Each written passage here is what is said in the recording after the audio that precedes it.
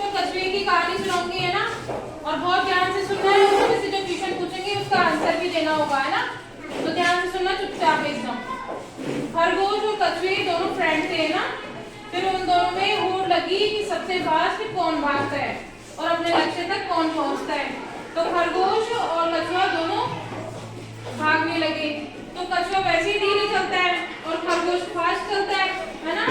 तो खरगोश ने सोचा कि मैं तो बहुत जल्दी पहुंच जाऊंगा अपने लक्ष्य तक और जीत जाऊंगा, है ना। और कछुआ था, उसके घमंड नहीं था कि हाँ सीधा बैठे उधर, उसको घमंड नहीं था क्योंकि उसे पता था कि मैं तो धीरे चलता हूँ, जब भी पहुंचूंगा लक्ष्य तक पहुंच जाऊंगा। इसको घमंड है तो इसको जल्दी पहुंच जाने दो। फिर दोनों ने वहां से दौड़ लगाना स्टार्ट किया। फिर खरगोश जल्दी भागता हुआ आगे निकल गया और कछुआ धीरे धीरे चलता हुआ पीछे रह गया। अब खरगोश बड़ा खुश हुआ कि मैं तो इससे आगे निकल गया, मैं ही जीतूंगा। तो उसने पीछे मुड़कर देखा तो कछुआ बहुत तेज था क्योंकि वो धीरे धीरे चल रहा था। तो खरगोश ने सोचा कि वो मेरे पास में आएगा, तब तक मैं थोड़ी देर सो लेता हूँ, है ना।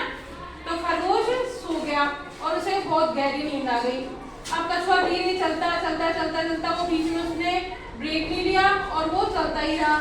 जैसे ही वो चलता रहा तो वो खरगोश से भी आगे निकल गया और खरगोश सोता ही रह गया।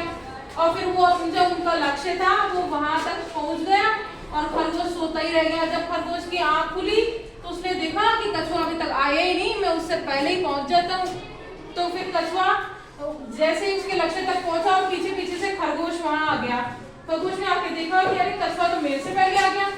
उसने है ना जब देख कर बोला कि तुम यहाँ इतनी जल्दी कैसे आए, कि तुम्हें कुछ ज्यादा ही घमंड था ना कि मेरे से पहले आ जाओगे, फास्ट चलते हो।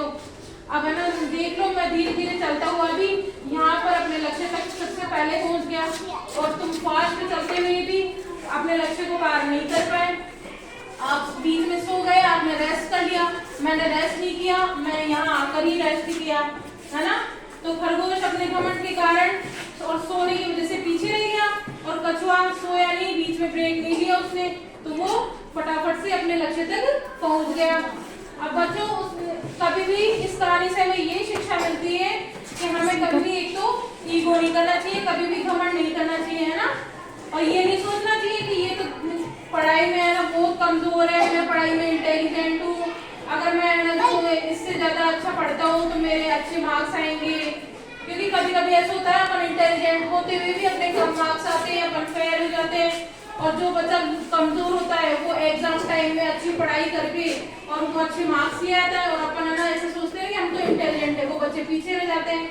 कई बच्चे ये सोचते हैं कि हाँ आराम से पूरा साल पढ़ाए, आराम से पढ़ाई कर लेंगे, अभी तो एग्जाम में बहुत दिन है, एग्जाम में आराम से पढ़ लेंगे। और कुछ बच्चे ऐसे धीरे धीरे रोजाना पढ़ाई करते हैं, तो जब एग्जाम आते हैं तो जो रोजाना पढ़ाई करते हैं वो बच्चे तो एग्जाम तक अच्छी अपनी तैयारी कर लेते हैं और एग्जाम में पास हो जाते हैं। और जो बच्चे इस घमंड में रहते हैं कि मुझे तो सब कुछ याद है और मैं तो एग्जाम आएंगे तभी पढ़ूंगा, तो फिर वो बच्चे हमेशा पीछे रह जाते हैं। इसलिए हमेशा लगातार पढ़ाई करती रहनी चाहिए। जैसे कछुआ लगातार चलता ही रहा, वैसे ही हमें भी लगातार ही पढ़ाई करनी चाहिए। चाहे रोजाना थोड़ी थोड़ी पढ़ाई करो, बीच में कभी भी ब्रेक नहीं लेना चाहिए। जैसे खरगोश ने ब्रेक लिया और वो सो गया तो पीछे रह गया ना, क्योंकि वो उनसे फास्ट चल रहा था, फिर भी वो सोने की वजह से पीछे रह गया। उसको घमंड था कि मैं तो इससे पहले चला जाऊंगा, सो लेता हूँ थोड़ी देर।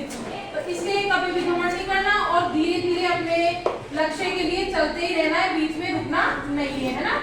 आ गई सबको कहानी समझ में? तो कछुआ पीछे रहते हुए भी आगे कैसे पहुंचा, कौन बताएगा? कछुआ धीरे धीरे चलते हुए भी पीछे कैसे रह गया, वो आगे कैसे चला गया, कौन बताएगा? बताओ, किसी को नहीं पता? अभी कहानी सुनी थी ना? हाँ वेरी गुड, खरगोश सो गया था। क्लैपिंग करो इसके लिए, क्लैपिंग।